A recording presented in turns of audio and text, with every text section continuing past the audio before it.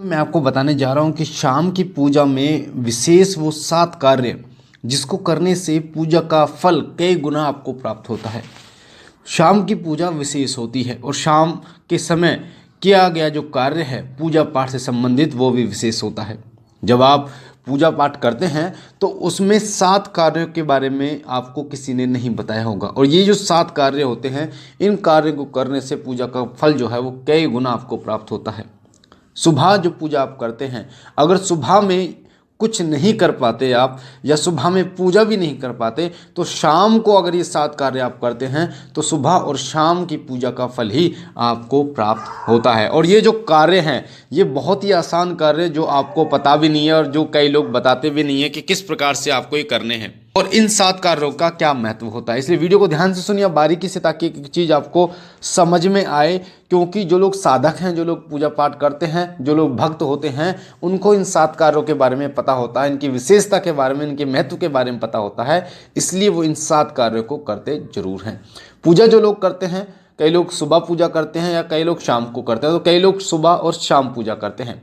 कई लोग ऐसे होते हैं जो काम के चक्कर में सुबह नहीं कर पाते और शाम के समय पूजा करते हैं। तो उन लोगों के लिए मैं विशेष बता दूं, जो किसी कारणवश सुबह पूजा नहीं कर पाते, अगर वो शाम की पूजा में इन 7 कार्यों को करते हैं तो पूजा का कई गुना फल, कई गुना अनुभव उनको मिलता है। तो कौन से हैं वो 7 कार्य, वीडियो को ध्यान से सुनिएगा बारीकी से ताकि एक एक चीज़ आपको समझ में आए।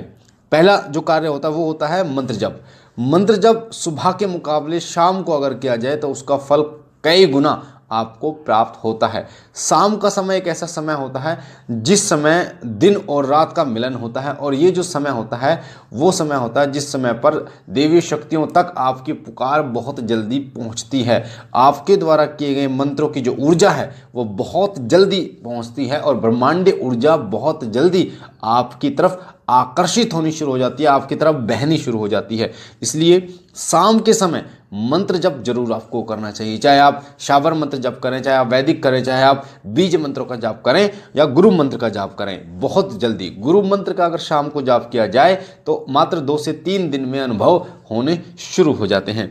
दूसरा जो कार्य होता है वो कार्य होता है कि दीपक जरूर जलाना है आपको। दीपक अगर सुबह ना जला पाएँ तो शाम को दीपक जरूर जलाएं और शाम को जो दीपक जलाएं वो थोड़ा लंबे समय तक जलना चाहिए। कई लोग दीपक में तेल या घी डालते हैं, बहुत ही 1 चम्मच डाल दिया, बहुत लिमिटेड डालते हैं, जबकि होना ये चाहिए शाम की पूजा में जब आप पूजा करें तो लबालब उस दीपक को भर लें।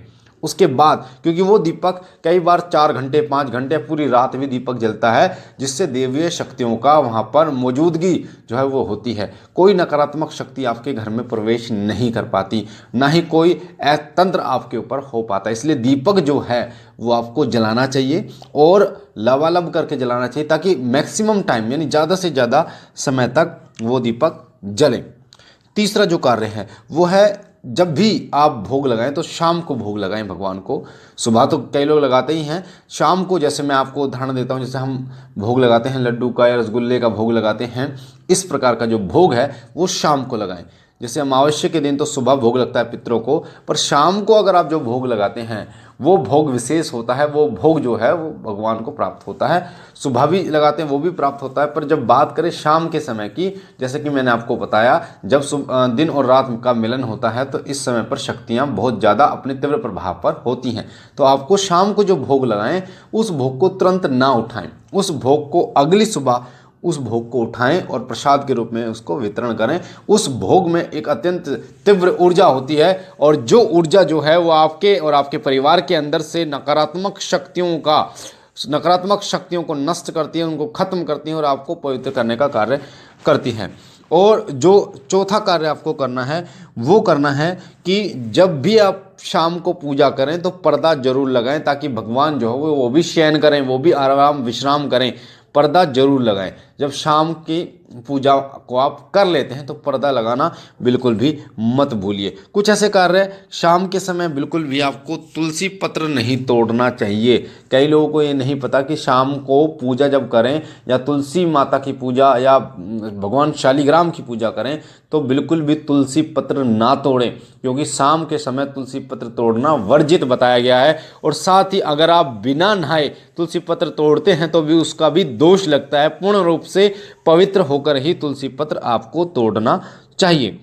कभी भी शाम को सूर्य वंदना आप बिल्कुल भी मत कीजिए। जब सूर्यास्त हो जाए तो शाम को सूर्य वंदना ना करें। सुबह सुबह जब सूर्यदेव उदय हों तभी सूर्य वंदना करें, क्योंकि इससे भगवान सूर्य प्रसन्न होते हैं। और पंचदेवों में सर्वप्रथम भगवान सूर्य की उपासना की जाती है, क्योंकि प्रत्यक्ष देव होने के कारण भगवान सूर्य दर्शन देते हैं। और भगवान सूर्य जब प्रसन्न हो जाते हैं तो प्रकृति प्रसन्न हो जाती है और प्रकृति से जुड़े जो चीज़ें हैं वो आपको प्राप्त होनी शुरू हो जाती हैं। तो इन चीज़ों का विशेष रूप से आपको ध्यान रखना है। शाम को की गई प्रार्थना बहुत जल्दी भगवान तक पहुंचती है। आपकी विनती बहुत जल्दी भगवान तक पहुंचती है। इसलिए शाम के समय आपको प्रार्थना जरूर करनी चाहिए।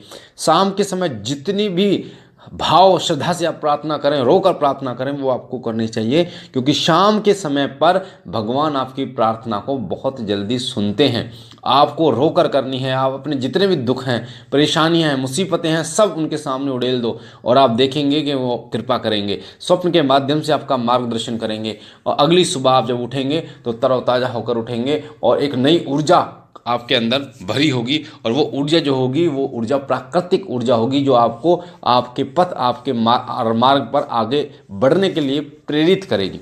इसलिए शाम के समय पर इन कार्यों को जरूर कीजिए, ताकि आपको भगवान की कृपा आपको जरूर प्राप्त हो। एक बात और बता दूं, जब आप सोने के लिए जा रहे हैं, पूजा करने के बाद सोने के लिए जब आप जा रहे हैं खाना खाने के बाद, तो हाथ और पैर और मुंह धोकर आप सोएं।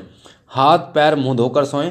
कहा जाता है कि एक बार अगर आप स्नान नहीं कर पाते, नहा नहीं पाते और आप वैसे पवित्र हैं, यानी कि आपने गृहस्थी में नहीं है, तो आपको हाथ मुंह धोकर अच्छी तरीके से पैर धोकर आप पूजा करते हैं तो वो स्वीकार होती है। इसी प्रकार से सोते समय आपको हाथ पैर मुंह जरूर धोना चाहिए। इससे कोई नकारात्मक ऊर्जा आपको नहीं पकड़ती, नहीं किसी प्रकार का उसका प्रभाव होता है। सोते समय प्रभु से प्रार्थना, विनती या उनके मंत्र का जाप करते हुए आपको सोना चाहिए। कहा जाता है कि अगर सोते समय किसी के अगर प्राण निकल जाते हैं और उसने प्रभु का नाम लिया है तो वो वैकुंठ लोक को प्राप्त होता है, वो प्रभु के चरणों को प्राप्त होता है। इसलिए सोते समय इन चीज़ों का ध्यान रखिए, ताकि प्रभु आप पर कृपा करें, भगवान आप पर कृपा करें। अपने माता पिता का नाम लेकर सोइए, भगवान का नाम लेकर सोइए और उनसे प्रार्थना कीजिए कि हे प्रभु सभी का कल्याण करें, सभी पर कृपा करें, सभी को अनुग्रहित करें।